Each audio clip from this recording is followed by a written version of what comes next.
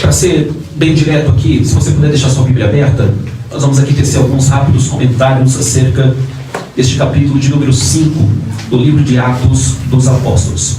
Como eu disse aos irmãos, aqui está um pouquinho da base do que foi a igreja no princípio, no início. Se você quiser conhecer um pouco da história da igreja, dá uma lida no livro de Atos dos Apóstolos, que você vai ter ali uma boa base do que sucedeu neste princípio. Princípio este, que eu já preciso te dizer que não foi dos melhores, não foi dos mais fáceis de serem vividos. Essa fé que nós temos hoje, ou essa liberdade que nós temos hoje, pelo menos no Brasil, não foi sempre assim. Quando você passa a estudar o livro de Atos, depois da descida do Espírito Santo principalmente, você vai perceber que por inúmeros momentos a igreja do Senhor foi perseguida. Nossos irmãos, colocados atrás das grades para dar explicações inúmeras, às vezes até de um ato benéfico que eles faziam, as autoridades da época tentavam transformar isso em algo maléfico. Quando nós estudamos na segunda-feira o capítulo de número 4, nós tivemos ali a apresentação de Pedro e João sendo colocados atrás das grades. Talvez você me pergunte, qual é a acusação? Até porque, para que você seja condenado a algo, necessariamente precisa ter um princípio da acusação. Qual era a acusação, o delito ou o crime que eles cometeram? Olha que crime que eles cometeram. Eles usaram o nome de Jesus. Por intermédio do nome de Jesus, um homem que era coxo de nascença há mais de 40 anos, se levanta, se põe de pé, entra no templo, pulando, saltando e louvando a Deus. E o que acontece? Todo o povo, toda a multidão passa então a querer ficar perto de Pedro e João, porque esse poder eles não viam, aqueles milagres eles não viam acontecer. As autoridades do templo da época, os judeus que não aceitavam a Jesus, tentaram de alguma forma então parar este movimento que estava nascendo. Eu repeti isso aqui. Tentavam de todas as formas parar aquele movimento que estava nascendo. É muito importante você observar isso, porque a ideia dentro da Bíblia Sagrada, sempre que parece que o povo de Deus está se levantando, ou se movendo, ou crescendo, parece que tudo se volta ao contrário para parar o movimento que está começando. Todavia, nessa introdução bíblica, para que você entenda, eu nunca vi na Bíblia Sagrada o inimigo conseguir parar aquilo que Deus fez. Okay. Então essa é a igreja que nós estamos aqui. Atos dos Apóstolos mostra diversos acontecimentos. Aqui a igreja já está crescendo. Primeira pregação de Pedro, depois o Pentecoste, 3.000 almas. A outra pregação, quase 5.000 almas se renderam. Então você tem uma igreja que está expandindo assustadoramente. Preciso parar aqui só para te dizer, a igreja estava se expandindo assustadoramente, porque ela estava vivendo diante de alguns princípios. Quem respeita princípio vive promessa. Quem quebra o princípio quebrado vai quebrá-lo. Agora observe, a igreja ela cresce diante da doutrina dos apóstolos, diante dos ensinamentos, dedicados aos ensinos, dedicado à oração, dedicado ao partir do pão, dedicados à mesa, dedicados à comunhão. E o texto em Atos capítulo 2 diz: e Deus acrescentava à igreja aqueles que haviam de serem salvos. A igreja estava crescendo, uma comunhão muito grande, a comunidade estava se expandindo. Quando a gente abre a Bíblia, neste texto que nós lemos, e talvez foi o primeiro contato que alguns aqui tiveram com este texto, eu não sei se você percebeu, mas tem um casal aqui que está morrendo. Morrendo não, um casal que foi morto. E este casal, por nome de Ananias, e a sua esposa, por nome de Safira, resolveram tomar uma atitude dentro do culto. Pergunte-me qual. Uau! Vou falar porque falaram com ênfase. Vou falar qual atitude. Eles resolveram tomar uma atitude que, quando a gente leu no capítulo anterior, na segunda-feira, um homem por nome de Barnabé, o pastor Alex Arthur, ele tinha algumas propriedades. Ele resolveu vender uma propriedade, pegar tudo aquilo que ele ganhou e depositar aos pés dos apóstolos, para que ali pudesse ser feito todo o saneamento básico, tudo aquilo que as pessoas necessitassem, pudesse suprir a necessidade da igreja. Atitude boa ou ruim? Boa, atitude muito boa. Pegou aquilo que tinha, como ele tinha muito, dividiu, e o povo assim pudesse ser assistenciado. Quando este casal, Ananias e Safira, viu este movimento todo que estava acontecendo, fizeram um combinado. Aqui você vai perceber dentro do texto que o casal está junto na malandragem. Eles estão junto aqui no que eles estão fazendo. Era uma mini quadrilha organizada. Ananias e Safira, não sei como é que foi a conversa deles, não sei como é que eles conversaram sobre isso, mas eu imagino que ou Ananias teve a ideia, ou Safira teve a ideia, ou os dois chegou na mesma conclusão. Vamos fazer o seguinte: a gente vende aquela propriedade que a gente tem, está no texto que a gente acabou de ler. Vamos vender a propriedade que nós temos, e quando a gente chegar lá na igreja, eu vou dar um exemplo trazendo pro dinheiro de hoje, tá bom? Contemporaneizando para a gente entender. Vamos fazer o seguinte: a nossa casa vale em torno de uns 150 mil. Vamos vender. Vamos chegar perto de Pedro, perto dos apóstolos, e falar para eles que conseguimos vender rapidamente por 100 mil. 50 mil a gente guarda e o povo vai achar o quê? Que a gente pegou o dinheiro total, pegou tudinho e deu na mão deles. Só que aí a gente tem o nosso banco de reserva. Lá vai, casal, combinou. Nesse dia eu não sei o que aconteceu. O texto diz que quem primeiro chega no culto não é os dois, não é o casal. Chega primeiro Ananias. Depois que vai chegar Safira, 3 horas depois. Ai, mulher, né? Talvez se atrasou se arrumando, é coisa natural de vocês. É verdade. Não sabemos bem o que aconteceu. A única coisa que nós sabemos é que quem chega primeiro é Ananias. É o homem, ele chega, deposita ali a oferta, fala, ó, aqui a propriedade vendida, o valor é tal. Só que, e a igreja, irmãos, tão cheia do Espírito Santo. Irmãos, não tente mentir para quem te cheia do Espírito Santo. Não dá certo, não dá certo. A igreja estava naquele mover inicial. Pensa no povo cheio do poder de Deus. Aí lá vem Ananias, cheio de malandragem, cheio de esperteza. Vou falar que vendi por um preço. Minha esposa malandra já está sabendo. Quando ela chegar, ela vai confirmar a história. Olha só o que acontece. Chega, deposita o dinheiro. Aí o texto que nós lemos diz assim, que Pedro olhou para ele e disse, por que tu deixaste Satanás encher teu coração? Meu Deus. Imagina o susto. Eita, que a minha esposa fofoqueira deve ter falado pra mim, que a amiga deve ter contado alguma coisa. Não, foi o Espírito de Deus que revelou para Pedro. Ananias pensou que poderia fazer as coisas por debaixo do tapete. Meu Deus. Vou chegar no culto com as coisas tudo escondida. Pedrão não está sabendo. João não está sabendo também não. Nenhum dos apóstolos estão sabendo. Pedir para a mulher ficar quieta, ela não vai dizer nada. Só que aí Pedro vai dizer assim, vocês não mentiram para mim e nem para a igreja. Glória a Deus. Quando Satanás encheu o coração de vocês para vocês mentirem, vocês mentiram para o próprio Deus. Glória a Deus. Ei, naquele mesmo instante, a vida dele foi ceifada. Olha que coisa séria. Por conta de uma mentira planejada, um ato planejado contra a igreja do Senhor. Aí o texto que nós lemos vai dizer assim, Atos capítulo 5, quem deixou a Bíblia aberta, diga glória a Deus. Glória a Deus. Deus, aleluia. Olha a resposta de Pedro para ele. Por que você mentiu ao Espírito Santo e guardou para si uma parte do dinheiro que recebeu pela propriedade? Versículo 4. Ela não lhe pertencia? Sabe o que Pedro estava dizendo para ele? Era sua. Deus não tinha te pedido nada. Glória a Deus. Deus, aleluia. E depois de vendida, o dinheiro também não era seu. O que o levou a pensar em fazer tal coisa? Você não mentiu aos homens, mas a Deus. Ouvindo isso, Ananias caiu morto. Grande temor se apoderou de todos que ouviram o que tinha acontecido. Então os moços vieram, envolveram o seu corpo, levaram para fora da cidade e o sepultaram. Cerca de 3 horas mais tarde, veio a bonita. Entrou a mulher sem saber o que havia acontecido. Ela não sabia, né? Sem saber o que tinha acontecido. Pedro então perguntou, olha a combinada que os dois tinham feito. Olha, tu vai chegar mais tarde no culto, mas quando tu chegar lá, tu confirma. Eu vou falar que eu vendi a propriedade por tanto. Ela nem sabia que o marido já estava sepultado. Por conta de uma mentira. Oh, aleluia. Pedro lhe perguntou, diga-me o que foi o preço que vocês conseguiram pela propriedade. Ela, foi isso mesmo, foi esse preço mesmo. Pedro disse, porque vocês entraram em acordo para tentar contra o Espírito Santo de Deus. Está à porta os pés dos que sepultaram teu marido, e eles a levarão também. Naquele mesmo instante ela caiu morta aos pés dele. Então os moços entraram e encontraram a morta. Levaram, tinha acabado de vir, já tinha feito a primeira viagem. Mal entrou no culto de novo, já teve que fazer a segunda. Leva ela, porque era quem? Mulher do cara lá. Deus pegou do mesmo jeito. Leva também.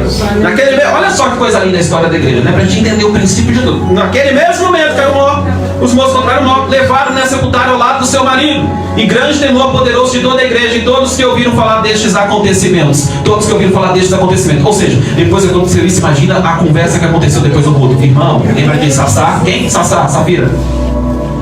Quem? A esposa do Naná? Do Ananias? Do Naná. Mentiram. Deus descobriu. E aí Pedro foi ousado. Falou, tu mentiu também? Mentiu também. Vai cair morto igual teu marido. E aí? E aí que os dois já estão sepultados. Não teve nem missa. Não teve nem velório. Foi rápido. Tá, e o que a gente aprende com isso daqui? Primeiro, Deus não pediu para eles venderem nada. Deus não pediu para eles ofertarem nada. Fizeram porque quiseram, mas não fizeram como deveriam fazer. Porque o problema não é o que fizeram, é como fizeram e o porquê que fizeram. Aleluia. Porque a ordem bíblica, o princípio bíblico é claro. Não é o que você entrega, é quem entrega. Eu vou te provar na Bíblia isso. Jesus, certa feita, ficou de olho no gasofilácio, lá dentro do templo. E aí chegou os camaradas cheios de dinheiro, depositando grandes riquezas. Tá? Jesus e os discípulos olhando tudo aquilo. Jesus só dá uma observação. De repente chegou uma mulher com a moedinha. Sabe aquelas moedinhas que a gente quando a gente faz até barulho dentro da sala. Aí Jesus olhou para os discípulos dele e falou assim: aí, quem que ofertou mais? Aí pela lógica os discípulos assim: os camaradas, olha aqui, deu mais dinheiro, colocou mais valor lá dentro do gasofilácio. Aí Jesus ensinou para eles que aquela mulher deu a maior oferta. Por quê? Porque os outros deu do que sobrava. E aquela mulher, tudo que ela tinha. Jesus estava ensinando para os discípulos dele, não é sobre o que você entrega, é sobre quem entrega. É a disposição do coração. É o porquê está fazendo. Ananias e Safira tentou se tornar ali as últimas bolachas ali do pacote, as últimas Coca-Cola do deserto. Tá vendo aí, pessoal? Vendemos a nossa propriedade, entregamos tudo. Era uma oferta de aparência, era um culto de aparência. E Deus não aceita culto de aparência. Deus não aceita aquilo que nós fazemos para o outro ver. O que Deus está preocupado e procurando numa quarta-feira como essa não é o que o pastor vai ver, não é o que o pregador vai ver, mas é a adoração genuína que Deus conhece. Mas vamos lá, continuar o relato aqui do capítulo 5. Então houve um grande temor, o povo começou a comentar o que aconteceu. O versículo de número 12 nos diz que os apóstolos realizavam muitos sinais e maravilhas entre o povo, e todos os que creram costumavam reunir-se no pórtico de Salomão. Dos demais, ninguém ousava juntar-se a eles, embora o povo tivesse alto conceito. Então tinha dois tipos de grupos: que tinham medo de chegar perto e os que já estavam envolvidos. E por que medo? Porque eles estavam sendo perseguidos. Estar perto dos apóstolos nessa época era perigo. Mas tinha gente que estava enfrentando o perigo e dizendo: eu ouvi a mensagem, eu vi milagres, eu vi sinais, eu vi prodígios. Se quiser prender, prende, se quiser matar, mata, mas eu não largo mais essa mensagem. Mas tinha um segundo grupo que queria, mas não se aproximava. Desejava, mas não se aproximava. Por quê? Porque ainda estavam com medo. O medo estava fazendo eles ficarem distantes da verdade do Evangelho. E aqui a gente levanta um ponto para nos perguntar a nós mesmos: o que é que nos afasta da mensagem de Cristo? Eles, o medo, e nós? A vergonha de dizer que é crente? A vergonha de ser crente na escola? A vergonha de ser crente no meio do curso, junto com os amiguinhos, com as amiguinhas? A vergonha de ser crente na rede social? O que é que está nos afastando da verdade do Evangelho? Eles, o medo de ser preso, o medo de serem perseguidos. Mas tinha um grupo lá que estava junto. Aleluia! Pois bem, Deus fiel, aleluia. então nós temos aí esses dois grupos, e um número cada vez maior. Homens e mulheres creram no Senhor e eles eram acrescentados. Versículo 15. De modo que o povo também levava os doentes às ruas e os colocavam em camas e macas, para que pelo menos a sombra de Pedro se projetasse sobre alguns enquanto ele passava. Afluíam também multidões das cidades próximas a Jerusalém, trazendo seus doentes que eram atormentados por espíritos imundos, e todos eram curados. Irmãos, alguns, a Bíblia está dizendo que alguns eram curados? Não.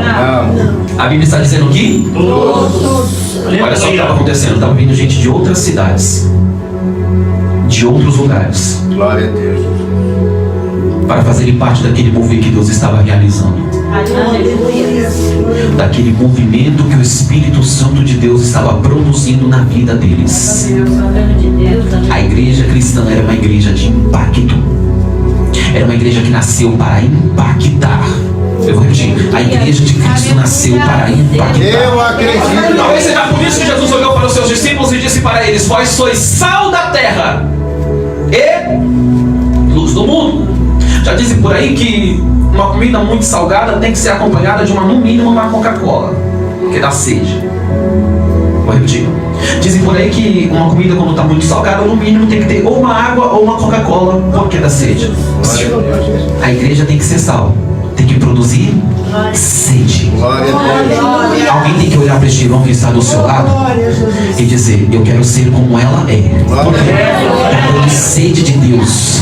Eu quero ser como ele é. Eu quero ter a conduta que ele tem. Eu quero falar como ela fala, falar como ele fala, andar como ele anda, viver como ele vive, viver como ela vive. Por quê? Porque é sal da terra. Está dando sede de Deus, está dando desejo de Deus, está dando vontade de Deus. Quando você abre a sua boca para cantar, alguém tem que sentir desejo de cantar, alguém tem que sentir desejo de pregar, alguém tem que sentir desejo de se entregar para Deus. Porque nós nascemos para quitar essa sociedade. E eu ministro em nome de Jesus. Quem quiser levantar a mão para receber, levanta a mão para receber. Eu ministro que Deus vai tomar a tua vida de tal forma que toda a tua casa, toda a tua família, toda a tua parentela vai passar a sentir sede do Deus que você serve. Vai ter vontade de vir para o culto com você, adorar a Deus com você, dar glória a Deus com você. Deus vai fazer você ser sal nessa terra e produzir sede nessa humanidade. Diga para pelo menos dois irmãos do seu lado: você é sal da terra. Glórias a Jesus. E aqui nós vemos aqui um nível que eles chegaram tão grande que o povo entendeu: só a sombra. Glória a Deus. É, Jesus, aleluia. Que pelo menos quando ele passar, só a sombra dele passar. Oi, irmãos, o povo estava tão crente no que estava acontecendo, ele estava dizendo assim: até a sombra de Pedro deve estar produzindo milagre. Pedro está tão carregado de Jesus que se a sombra dele passar, paralítico anda. E mundo fala, surdo ouve e cego vê. Oh, aleluia. Oh, aleluia. Esse nível tem que ser buscado. Eu não estou dizendo para você sair por aí orando, dizendo: Deus, toca na minha sombra. Usa a minha sombra. Não é isso, não. Esse não é o sentido do texto. O sentido do texto é: temos que ter tanto de Deus na vida ao ponto das pessoas entenderem. Se chegar perto dela, se chegar perto dele, tem um pedaço de graça para ser exemplar. Vamos lá, rapidinho aqui, versículo de número 17. Diga assim: tá tudo muito bom. Mas no reino de Deus, às vezes tá bom. Quanto melhor, pior. Você é antagônico. Irmão Alex, não entendi esse evangelho que você está dizendo aí. Do melhor vai pro pior, do pior vai pro melhor, do melhor vai pro pior. Mas eu pensei que era só vitória. Aqui não, no evangelho de Cristo não. Tem cruz, tem luta. Jesus nunca enganou ninguém. Ele mesmo disse para os discípulos dele: no mundo tereis aflições. Porque aquilo que nós estamos vendo aqui, imagina, irmão, alguém hoje poder dizer: minha sombra está curando enfermo. Imagina a facilidade na vida que essa pessoa ia ter. Primeiro que ele já ia levantar logo o culto da sombra, né? Tudo hoje vira sexta-feira da sombra de Pedro. Mas olha só a consequência do que está acontecendo aqui. Versículo de número 17. Pastor Alex, tu gosta, né? Vamos lá.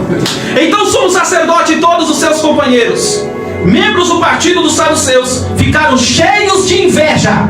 Está escrito aí? Sim. Peraí, irmãos. Inveja do quê? Eles estão fazendo a obra de Deus. Pessoas estão sendo curadas. Pessoas estão sendo ministradas. Então quer dizer que o fato de você fazer a obra de Deus não te livra dos invejosos? Porque a lógica é: que bom que o pastor Alex Arthur pastoreia. Que bom que existe a igreja Deus Conosco. Que bom que tem culto na quarta-feira. Que bom que no frio desce o povo sai de casa. Vocês são crentes mesmo? Que bom que no frio desce o povo sai de casa. Mas o texto está me dizendo que mesmo eles fazendo aquilo que era algo bom, tinha gente olhando e dizendo: eita, inveja.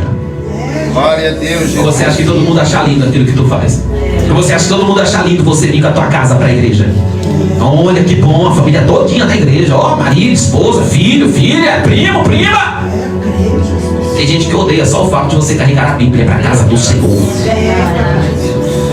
A Paloma gosta de dizer que tem gente que a gente ama de graça. E eu vou usar aqui e dizer que tem gente que nos odeia de graça.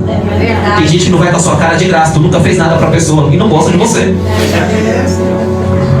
Aí fica a pergunta: e eu com isso? Glória a Deus. Jesus gostou, Jesus quis, Jesus te salvou. Mas vamos ver o que está acontecendo no texto. Aí os saduceus, por quê? Porque eles não faziam. Eles não viviam milagres. E quem não vive tem raiva de quem vive. Glória a Deus, Jesus. A regra é básica: quem não faz tem raiva de quem faz. Quem não tem, tem raiva de quem tem. É verdade. Eles não tinham, estão com raiva dos apóstolos que tinham. E o texto vai dizer assim, porque o povo está se juntando, o povo está se aglomerando, eles estão perdendo o público. Versículo de número 18: por isso mandaram prender os apóstolos, colocando-os numa prisão pública, mas durante a noite. Então, irmão, se você não dá glória a Deus com o que eu vou ler aqui, está mal. Por conta da inveja que eles estavam, mandaram prender os apóstolos, colocando numa prisão pública. Versículo 19: mas durante a noite um anjo do Senhor abriu as portas, levou-os para fora e disse: dirijam-se ao templo e relatem ao povo toda a mensagem dessa Ei, eles estavam pregando, os camaradas chegam cheio de inveja e dizem: quer saber de uma? Vamos calar a boca deles, já sei o que a gente vai fazer, vamos prender de novo. Bota eles de trás das grades. Deus olhou dos altos do céu e disse: anjo da chave, anjo carcereiro, desce lá. Aonde? Onde prenderam meus meninos. Ah, e é pra fazer o quê? Primeiro, tira eles de lá. E depois, manda ir pro templo pregar. Meu Jesus amado. Ei, não acaba. Quando Deus quer permitir, você vai perceber. Paulo ficou preso, Pedro foi preso, diversos apóstolos foram presos. Tudo dentro da permissão de Deus. Só que não era hora deles estarem presos, era hora deles estarem soltos. Aí os saduceus, os líderes da região dizem: vamos prender. Deus disse: de jeito nenhum, anjo, desce e solta. Não existe prisão quando Deus quer libertar. O diabo não vai prender tua casa, não vai prender tua filha, não vai prender teu sonho, não vai prender teu projeto. Nem que Deus tenha que mandar um anjo para te tirar para fora. Deus está dizendo: liberdade. Oh, aleluia. Deus grande e fiel. Vamos ver o que o texto está dizendo. Aleluia. Durante a noite Deus mandou o anjo. Disse para ele: dirijam-se ao templo e ao povo. É os anjos que estão dizendo para eles: volta para o templo e prega a mensagem desta vida. Não é para parar de pregar. Foi preso, foi, mas Deus já trouxe a liberdade. Prega de novo. Mas fizeram mal, fizeram, mas Deus já te trouxe a liberdade. Vai lá e prega de novo. Não adianta. A Bíblia diz que nenhuma ferramenta preparada contra nossas vidas prosperará.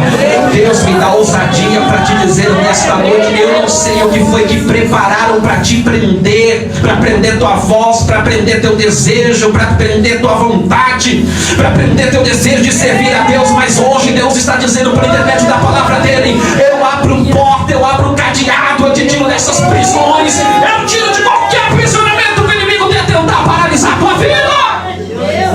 Aleluia. Quem está com a Bíblia aberta, diga glória a Deus. Vamos lá. E disse: ao amanhecer eles entraram no pátio do templo como havia sido instruído e começaram a ensinar o povo.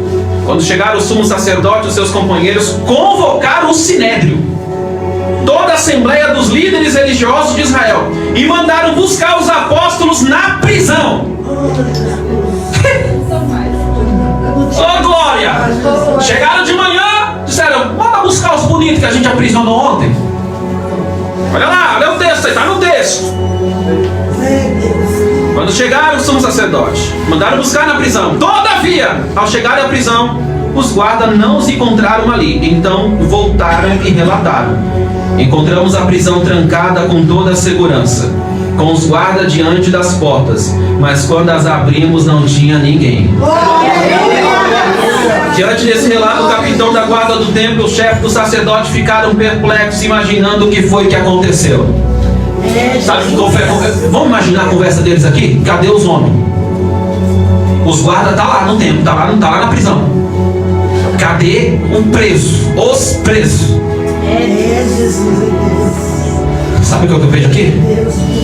Eu imagino Deus olhando dos altos céus e dizendo: ih, chegou atrasado. Já tirei daí faz tempo. Oh, aleluia. Eu vou dizer isso aqui de novo, a gente disse na segunda-feira. Depois de ser aprisionado por pregar a palavra de Deus, muitos crentes nunca mais pregariam a palavra de Deus. Só que a ordem do anjo foi qual? Volta para o templo e prega. Vamos ver o que aconteceu. Nesse momento chegou alguém e disse: enquanto eles estão dizendo: cadê eles? Tá tudo fechado, tá tudo trancado, era para estar dentro da prisão, dentro da cadeia. Aí sempre tem um fofoqueiro, né? Aí chegou, versículo 25: Os homens que o Senhor expuseram na prisão, está lá no pátio do templo, ensinando o povo. Aleluia. Era para estar preso, mas Deus deu livramento. O que eles fazem? Acordou, foi cedo para pregar. Eu imagino olhando para a cara do outro dizendo: vamos ter que reforçar a prisão, porque não é possível. Saiu por onde? Não tem por onde sair. Quando Deus quer fazer sair de uma situação, eita Jesus, quando Deus quer fazer a gente sair de uma situação que a gente não pode sair, até quem colocou a gente na situação vai ficar de boca aberta e perguntando: como é que pode? Lá vai a profecia. Eu fiz de tudo para tirar ela daquela empresa, ela está lá ainda. Eu fiz de tudo para acabar com o casamento deles, mas ainda está de pé. Tem gente que ainda está de boca aberta porque fez de tudo para te destruir. Falou mal, julgou, inventou história, inventou falso testemunho e está te vendo para lá e para cá, pregando, ensinando, cheio do Espírito Santo. Sabe por quê? A boca do leão continua sendo fechada. Tem livramento para alguém aqui nessa noite. Eu estou sentindo o céu aqui nessa mensagem. Tem livramento para a vida de alguém. Armaram a arapuca, armaram a cilada, armaram tudo para te destruir. Deus está dizendo: eu ainda sei fechar a boca do leão. Eu ainda sei livrar crente da cofa. Eu ainda sei livrar da fornalha. Caiu na fornalha, mas a fornalha não vai te queimar. Deus que é, papai. Aí o fofoqueiro falou: estão lá no templo ensinando o povo. Então, indo para lá com os guardas, o capitão trouxe os apóstolos, mas sem o uso de força, porque temiam o povo. Sem uso de força aqui é uma expressão técnica que Lucas está dizendo para falar mais ou menos assim: até pegaram eles lá, mas foi com jeito. Imagina a raiva deles. Mas vamos continuar a leitura aqui. Sem uso da força trouxeram eles. Versículo de número 20 e... Estamos agora no 27. Tendo levado os apóstolos, apresentaram-nos ao Sinédrio para serem interrogados pelo sumo sacerdote, que ele disse: demos ordens expressas a vocês para que não ensinassem neste nome. Todavia vocês encheram Jerusalém. Todavia vocês encheram Jerusalém com sua doutrina e nos querem tornar culpados do sangue desse homem. Eles já tinham recebido ordem: não prega mais, não fala mais o nome dele. Eles já tinham entrado na cadeia tempos atrás, agora já é a segunda vez, por causa da pregação do nome de Jesus. Aí eles vão abrir a boca e falar assim: gente, eu já pedi pra vocês, nós já falamos a vocês, para de pregar esse Jesus, para de falar no nome dele, já é a segunda cadeia que vocês estão puxando por causa do nome desse homem. É melhor vocês pararem de falar. E vocês encheram Jerusalém dessa doutrina. A doutrina é ensino, ensinamento. Eles estavam ensinando Jerusalém e eles estão dizendo assim: eu sei que vocês estão andando pra todo canto, e Jesus aqui, Jesus ali, Jesus aqui, Jesus na padaria, Jesus no mercado, Jesus no WhatsApp, Jesus no Facebook, Jesus no YouTube, Jesus na faculdade, Jesus no curso, Jesus no trabalho. Eles estão dizendo: parem de falar do nome de Jesus. Parece que quanto mais eles falavam, para de falar, parece que mais combustível dava. Vou falar, agora eu vou falar. Ei, a gente tem que aprender com a igreja primitiva, porque qualquer coisa a gente para de ir até pra igreja. Tu sabia disso? Olha, irmãos, eles foram colocados na cadeia por causa de Jesus. Hoje, se você passar por um crente e não dá paz do Senhor pra ele, no outro culto ele nem aparece. Jesus, é assim mesmo. Não foi pro culto porque é que eu não gostei da última mensagem do pastor Alex Arthur. Foi duro demais. Vira a gente. Os camaradas passavam por tudo e não largavam Jesus. Você, Aleluia. apesar que eu tô surpreendido com tanta gente aqui no frio. Vou nem falar que é que o frio tira o crente da igreja, que aqui isso aí não funciona. Mas quem sabe o calor? No calor tu não vem. Brincadeiras à parte, irmãos, eles estavam dispostos a morrer por Jesus. Meu Deus. E se Cristo deu a vida por nós, o mínimo que nós podemos fazer é entregar a nossa vida. Levanta sua mão direita para cima, porque é muito grande isso daqui. Haverão situações que vão tentar tirar essa fé que está brotando dentro do seu coração. E falar a verdade, tem tristeza que nos afasta. Tem marcas na vida que nos afastam. Tem dores na vida que nos afastam. Tem sentimentos que às vezes é gerado dentro do nosso coração que nos afastam. É por isso que Deus te traz para um culto de quarta-feira como esse, para te dizer: ainda que pare dentro da cadeia, não largue a fé. Ei, Jó doente não largou a fé. Ei, não sei qual é a situação. Tem alguém passando por situações aqui, pastor Alex Arthur, não é de aprisionamento, de cadeia, não está sendo preso, mas situações que estão prendendo, coisas que estão prendendo, e está pensando: será que não é melhor parar? Porque parece, sabe qual é a verdade, irmãos? Tenho 32 anos de idade, 32 anos dentro da igreja, criado em PC evangélico, e uma coisa eu aprendi: se você não quiser ser incomodado pelo diabo, diabo, não seja nada, não fale nada, não faça nada e não se posicione em nada. A partir do momento que você se posiciona dizendo: a minha casa vai servir a Deus, eu vou servir a Deus, eu vou glorificar a Deus, eu vou louvar a Deus, eu vou buscar a Deus, se prepara, porque você armou foi briga contra o inferno inteiro. Toda filha, Deus nunca te abandonará nessa batalha. Eu estou pregando para alguém que está enfrentando as maiores batalhas da vida, mas nessa noite Deus diz: eu te tomo pela tua mão direita e te digo: não temas, que eu sou contigo. Eu acredito. Segura na mão deste irmão que está do seu lado aí, profetiza para a vida dele: Deus está contigo. Você não vai parar nesse aprisionamento, Deus está contigo. Oh glória, o diabo pensou que nessa prova você desviava. Satanás pensou que nessa prova você parava. Satanás pensou que neste vale que você está passando, a tua casa ia cair, porque ele não sabia é que uma igreja firmada sobre a rocha pode soprar vento, pode soprar vale, pode soprar chuva. Nós estamos na estrutura que é Cristo Jesus. Meu Deus. Tem mais 5 minutos, pastor? Glória a Deus. Tem mais 5 minutos aí? Quem me aguenta mais 5 minutos, diga glória a Deus. 5, 10, 15, 20, 25, 30 e 40 minutos. Aleluia. Vamos lá, rapidinho aqui pra gente finalizar. Nesse momento tem o levado dos apóstolos. Pedro e os outros apóstolos então responderam: é preciso obedecer antes a Deus do que aos homens. Eles estão dizendo assim: a gente já não disse para não pregar? Mas Deus disse primeiro para pregar. Aleluia. Glória a Deus. A gente não já falou para calar a boquinha? Mas Deus já mandou abrir a boca. Mas a gente não chegou? Jesus chegou primeiro. Mas a gente não mandou? Jesus mandou primeiro. Mais vale obedecer a Deus do que aos? A igreja hoje está fazendo o contrário. Mais vale agradar aos homens do que a Deus. É verdade. Estreitou, né, irmãos? É verdade. Vou deixar vocês pensarem. Eles estão dizendo assim: a nossa obediência começa lá e não aqui. Glória a Deus. Aleluia. Vamos lá. Obrigada, Jesus. Aleluias. O Deus dos nossos antepassados ressuscitou Jesus, a quem os senhores mataram, suspendendo no madeiro. Deus o exaltou, Glória a Deus. colocando à sua direita como príncipe e salvador, Glória a Deus. para dar a Israel arrependimento e perdão de pecados. Nós somos testemunhas dessas coisas, bem como o Espírito Santo que Deus concedeu aos que lhe obedecem. Duas coisas Pedro está pregando aqui. Primeiro, não posso deixar de falar daquilo que eu testemunhei. Vocês mataram, mas Deus ressuscitou.